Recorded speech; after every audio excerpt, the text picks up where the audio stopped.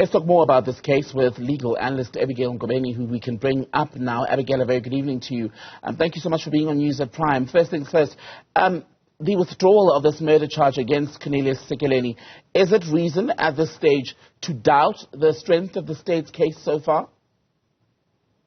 Tambekile, good evening to you and good evening to the viewers, and thank you so much for having me tonight. We have seen today that the state, unlike on the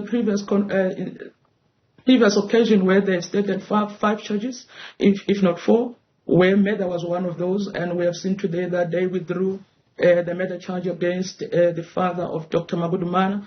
But of course, you also note that there's also a case of arson that does not necessarily relate to him.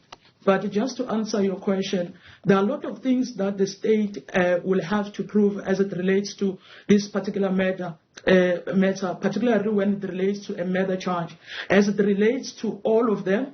Because if you, for instance, you listen to the recordings that where Parliament was hearing evidence, you will check that and know that there were bodies that were ordered, so they say, ordered from somewhere, and those were allegedly ordered by Dr. Magudumana.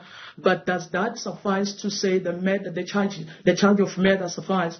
Is the charge of murder that is in the charge sheet having so much elements that it can be proven beyond reasonable doubt that the accused persons that we had before court today will then therefore be found guilty of the such charges? You mentioned the bodies. For viewers not familiar with some of what's gone on there. There are reports, allegations that Dr. Magudumana had claimed up to 3 bodies, among them the body that was basically put in the prison cell where Bester escaped, and that was passed off as his remains because he had, as they were faking the story, been killed by a fire. We now know it wasn't him. In another instance, Dr. Magudumana is accused of claiming a body, saying it was her father, but that body was found with the tag still on the toe in a dam in the Free State. But from what we are hearing, just to do with the issue of murder, we've not heard, have we, an actual instance where any of the people involved in the case so far killed someone.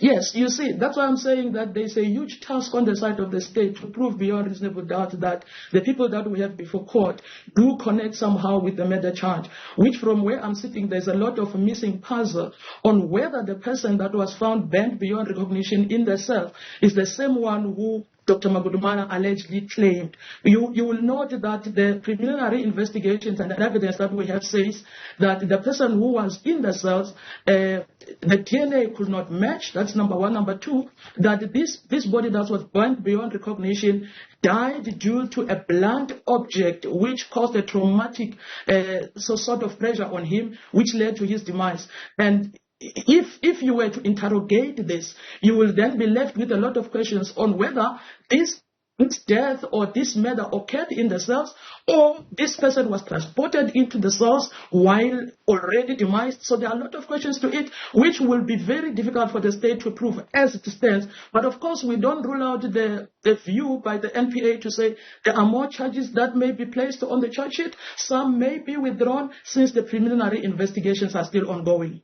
But knowing what you just said and the various questions that would have to be answered in order to link Sekeleni or any of his daughter, for instance, and the other co-accused to an actual killing, why would the charge of murder be introduced on their court appearance only to be withdrawn on today's second appearance? And is that a common thing in these sort of cases? That is very worrying. It's a worrying factor as well, because when the NPA stated that, they said, when they were asked earlier to say 5 days later you're withdrawing the charges, they said, because we found a body that was burned and that was in the cells, we thought we should put the charge of murder, which raises a lot of questions, particularly as it relates to Dr. Magudumana. And to take you through, Tambekile, you'd even be worried to say, is Dr. Magudumana as well linked to the arson charge? have been there. There are a lot of things to the case. And when the father was released today, the NPA stated that the arson charge only relates to accused number 1 and not number 2. And from where we are sitting now, the state still have a lot of duty in investigating this matter and also bringing more evidence to ensure that they prove beyond reasonable doubt that the accused persons that we have before court and the charges that are placed before court can really be proven.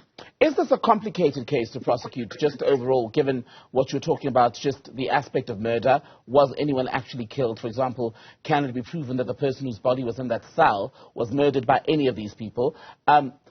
You look at the violation of a body, there's a charge related to that. You also have the charge of helping, aiding and abetting a convict to escape from lawful custody. When you marry all of those different moving parts, the allegation of fraud as well has surfaced. Is this going to be a complicated issue to take to trial and do so successfully for the NPA? While Abigail, I'm cautious not to jump before the drum beat, but I would say there are a lot of investigations that needs to be done.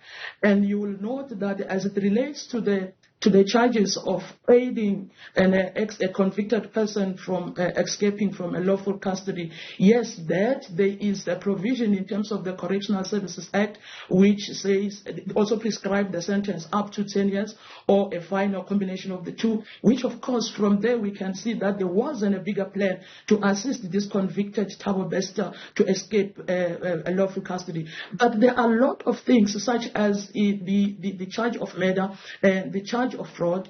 Of course, we have heard that she claimed bodies, and there is a body that was found and that was burned. The state will have to come and prove whether the body that was claimed and the body that was found burned is the same body. And the misrepresentation in terms of her saying the body, she's going to use it for something while it's going to be used for something. But what worries me as well is whether the accused persons that we have before court are the only ones, given that this body was found inside the cell. If this body that was claimed by Dr. Magudumana was transported into the correctional facilities, how did it get there from the gate? Was it registered? Was the person registered? Are there logbooks of people going in and out? What is the control measure of going in and out of the prison? Are they the only people that are supposed to be before court? Then we will just link or lean on what the state, the NPA is saying, to say there may be a lot of people who will be added into these particular charges, and this is going to be a very complex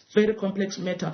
And you know, when they appear on the 3rd and the 4th of May, maybe for bail application, it could be a lot of things that will be ventilated to check on whether this piece of evidence where they were arrested in Tanzania, and there is a minister saying their passports were not stamped. Will that work in their favor or against them? Because while we are still enforcing the issue of presumption of innocence for a person who has not been convicted, and also protecting their rights to freedom, we still have to be cautious on whether or not the accused people, if they are released on bail, will they be able to attend trial further.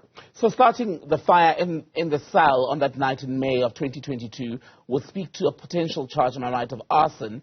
But I wonder if there's any possibility of bringing an attempted murder charge when you consider that overall, Thabo Bester was not the only inmate at that prison, and other people may have very well been endangered if that fire had become a much bigger thing. Would that be a stretch? It will be very difficult, because we may have to check the surrounding circumstances relating to that, on whether or not this cell, in this particular cell, inside the cell, were there other people, and whether it's unfortunate that there is also an accused person who seemed to have interfered with cameras, and we are not privy to that part of the evidence. But if it comes to a push and where we can be able to prove beyond reasonable, the state can prove beyond reasonable doubt that such actions endangered the life of a person, I think they can still stretch that. And what about the weight given to actual evidence, things that can be produced and basically scrutinized right before our eyes, and circumstantial evidence? How would that weighting be done in a matter such as this? With the circumstantial evidence,